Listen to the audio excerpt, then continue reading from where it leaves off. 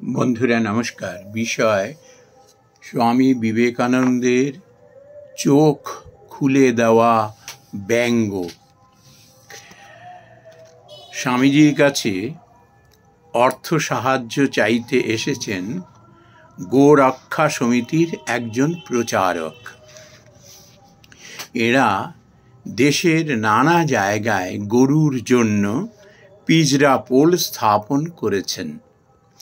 কসাইয়ের হাত থেকে অসহায় গোমাতাদের রক্ষা করাই এদের ব্রত। সব শুনে স্বামীজি জানতে চাইলেন, মধ্য ভারতে এবার ভয়ানক দুর্ভিক্ষ হয়েছে। ভারত গভর্নমেন্ট 9 লক্ষ লোকের অনশনে মৃত্যুর তালিকা প্রকাশ করেছেন। আপনাদের সভা এই দুর্ভিক্ষের সময় কোনো সাহায্য দেবার ব্যবস্থা করেছে কি? প্রচারক বললেন, তাদের সমিতি কেবলমাত্র গোমাতাদের রক্ষার জন্য স্থাপিত। দুর্ভিক্ষ ইত্যাদিতে তাঁরা সাহায্য করেন না, কারণ মানুষের কর্মফলেই দুর্ভিক্ষ হয়েছে, তাতে তাদের কিছু করবার নেই। এই অদ্ভুত যুক্তি শুনে স্বামীজির মুখ রাগে লাল হয়ে উঠল। তাঁর চোখ দিয়ে যেন আগুন বেরোতে লাগল।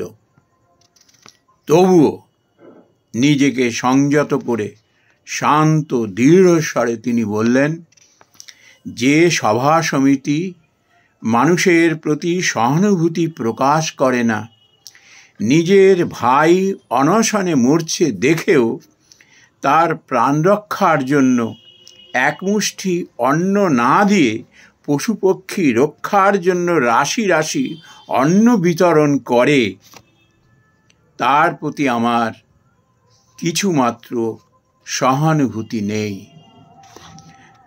তার দ্বারা সমাজের বিশেষ কিছু উপকার হয় বলে আমার বিশ্বাস নেই।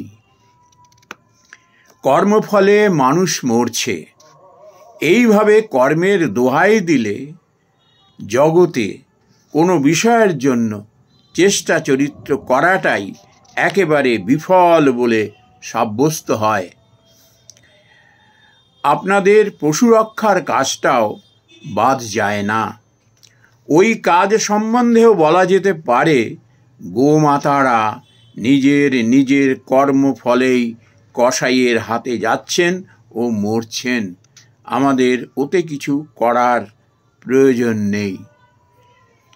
প্রচারক একটু অপ্রতিভ হয়ে বললেন, হ্যাঁ, আপনি যা বলছেন তা সত্যি, কিন্তু শাস্ত্র বলে গরু আমাদের মাতা। স্বামীজি তৎক্ষণাৎ উত্তর দিলেন, বুঝেছি। তা না হলে এমন সব কৃতি সন্তান আর কে প্রসব করবেন? স্বামীজির এই ভয়ঙ্কর ব্যঙ্গ প্রচারক বুঝলেন না। তিনি আর একবার তাঁর গোমাতাদের জন্য প্রার্থনা করলেন। স্বামীজি তখন বললেন, আমি তো সন্ন্যাসী ফকির লোক, আমি কোথায় অর্থ পাব যাতে আপনাদের সাহায্য করব?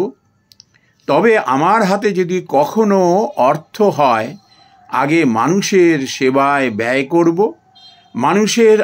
মানুষকে আগে বাঁচাতে হবে। অন্নদান, বিদ্যাদান, ধর্মদান করতে হবে। এসব করে যদি অর্থ বাকি থাকে, তবে আপনাদের সমিতিকে কিছু দেওয়া যাবে। নমস্কার বন্ধুরা।